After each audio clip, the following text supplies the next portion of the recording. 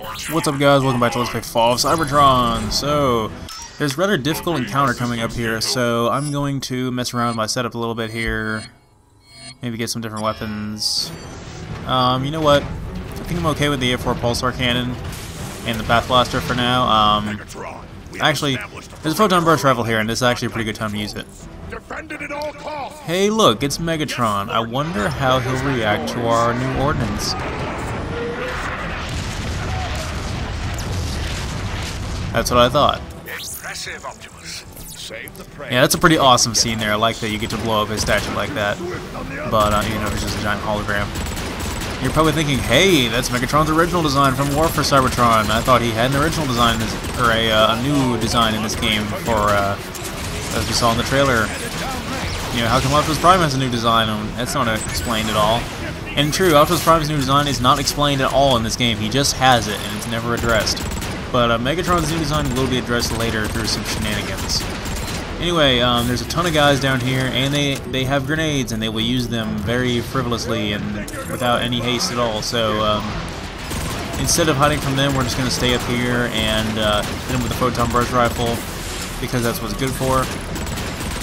And do not be afraid to abuse the ordnance drops, because you can call in a strike pretty much wherever and whenever you want to, assuming it's fully charged. So go ahead and use it immediately after it's charged again on even a small group of enemies if you feel like it. It's still absurdly overpowered, and you might as well. I mean, it's not like it's going anywhere anytime soon, so feel free to abuse it.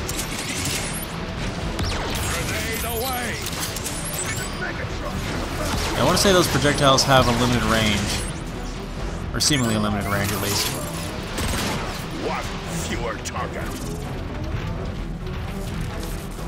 Now, it was actually a pretty tricky encounter. I was debating using the Path Blaster there because I can, using the whatever the super overpowered charge shot thing that we're not supposed to have unless it's fully upgraded, to blow out some enemies out of cover. But I figured that's just kind of counterproductive when we can just hit them with the Photon Burst Rifle.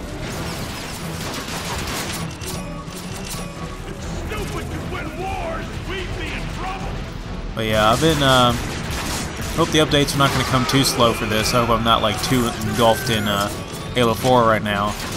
I do want to, all the games that I'm playing right now are games that I plan and within reason to get all the achievements in. So I'm going to get all the achievements in Fall of Cybertron, all the achievements in Doom 3 BFG, and that includes both Doom 1 and 2 as well as separate games, and all the achievements in Halo 4. Now, with this game, I still have to max all my characters multiplayer, just like the first game. So that might take a little while. So I gotta prioritize some time to that whenever I get the chance, and not let Halo 4's multiplayer completely occupy all my time. I've been so caught up in it. Actually, I've kind of been debating doing a special episode of the podcast that's just me and a couple other guys talking about nothing but Halo 4. Just have a special Halo 4 edition of the podcast, which would be nice and all, but again, it's just like there's been so much that I've missed doing the podcast. It's just like I've missed so many topical topics, and I've missed so many games I was playing throughout the rest of the year that it's just like it's just kind of too little too late now to even go back to that. So I'm debating it. If you guys want me to do it, then I'll do it, but otherwise I'm probably just going to keep commenting on how I feel about the game in these videos or any other videos I upload. So hope you don't mind I'm talking over this encounter here. There's really not a whole lot I need to go into detail about, except for the fact that reminding you to use the drops on the blow up that dropship with it if you want. Blow up all the large clusters of these guys. This is actually one of the better fights in the game too. I really like this encounter. Not in the game, in this mission rather. There's some much better encounters in the entire game, but in just this mission at least. But what else? Yeah, this was one of those games that I decided at one point I was going to just go ahead and pre-order it, that I got on day one. Actually, all three of the games I just mentioned I got on day one, the day that they came out. And I usually don't do that with a lot of games, but I did it this year. This year I got all three of those games on day one. And I guess those are the only games I got this year on day one. Well, Resident Evil 6, actually. Which is funny, because I originally didn't, when I was deciding whether or not to pre-order this or Resident Evil 6, I was talking to the guy about it. I was like, you know what? As much as I'm betting on Fall of Cybertron being a better game, at least for me personally, because I'm more of a Transformers fan, I don't have as much assurance that it will be, because it's still a new studio that's making it, relatively speaking. But I was just like, there was one point where I saw the gameplay trailer for it, and I saw, or one of the gameplay videos of it, and I heard what the sound design was like in multiplayer and everything, and I was like, that's it. I have to have this game. There's no way I'm not going to buy this game. I'm pre-ordering it. And I did not pre-order Resident Evil 6. And it ends up being that this game was awesome and Resident Evil 6 was a piece of crap. So, well, I won't go that far. Resident Evil 6 was not a piece of crap. It was just... This is a much higher caliber game. But if anyone wants to hear my opinion on Resident Evil 6, I'll tell them. But it's just, I haven't finished it. And it's been however long since it's been out now. I've just been playing this and the other two games I mentioned, and I just kind of put that game down. I was just like, you know what? No. Which is sad, because I am a big Resident Evil fan, but not as much as I'm a fan of this.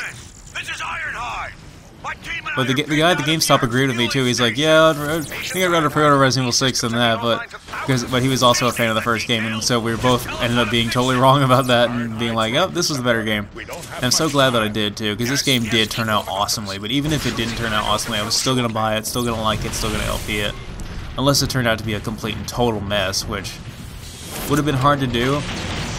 But that being said, this game does have some of the same flaws that Resident Evil 6 does, with the game taking the control away from you at certain times and doing stupid quick time events and stuff like that.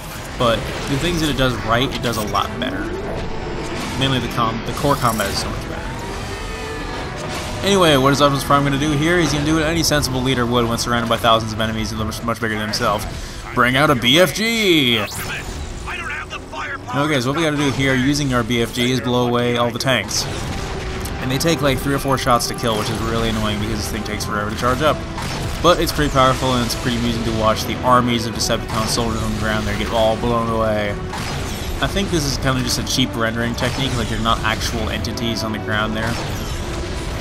But I'm guessing these tanks are the same ones we fought in the first game that actually transformed into robot mode. We don't fight these guys in this campaign, which is kind of a letdown, but the destroyers, as they were called. But we fight some other equally intimidating enemies throughout the game. You'll see what I mean when we get there. And again, I haven't played, I guess the Marauders kind of took their place. But, a lot of the stuff we get in Escalation is pretty cool, too. I don't think there's enemies that are exclusive to it, though. It's just maybe some enemies that we don't necessarily have the most reliable way of taking out, unlike in the campaign. Come on, hit the tank! Thank you. You can see the health bar of the arc fueling station there to see basically how much time you have to kill these tanks, but I've never once had it run out on me. So I don't think you have anything to worry about. Enemy dropship coming your way.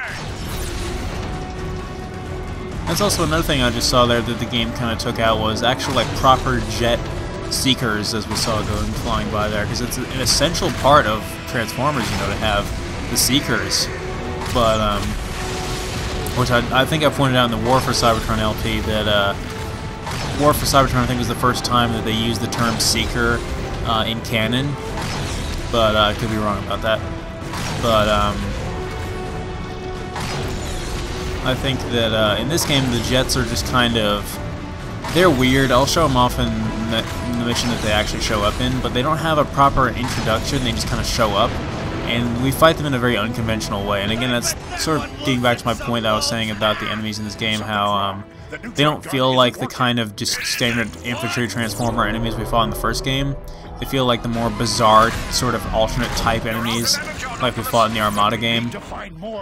But that has its trade-off. That could be for the better. Alright, something fishy's going on here. This station is messing with us. What happened? The door's shut on its own.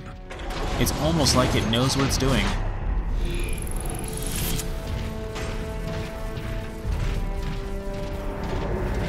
Where are you going? That area doesn't even appear in the schematics. Optimus, you're breaking up! Optimus!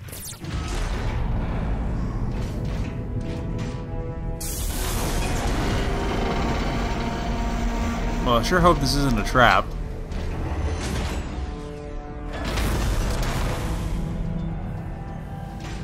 Whoever you are, I can feel your presence through the Matrix. Not looking too convincing right here.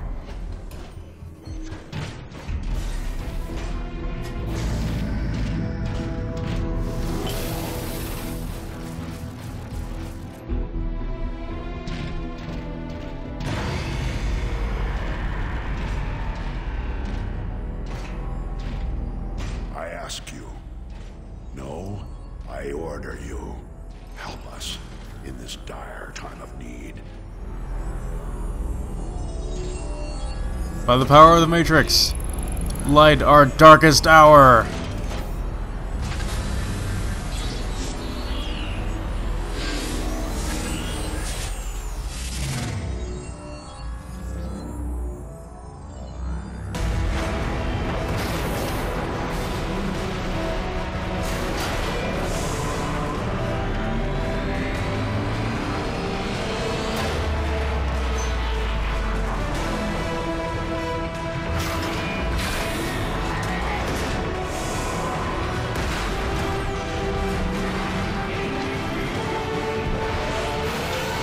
Oh my god.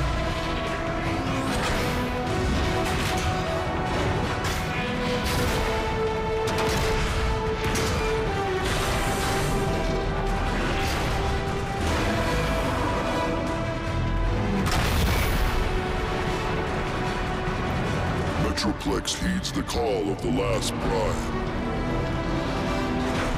Optimus, what just happened? Easy, Perceptor. He's Awesome. one of us. Awaiting your orders. Metroplex, you must destroy the Decepticon warp cannons on the outskirts of the city.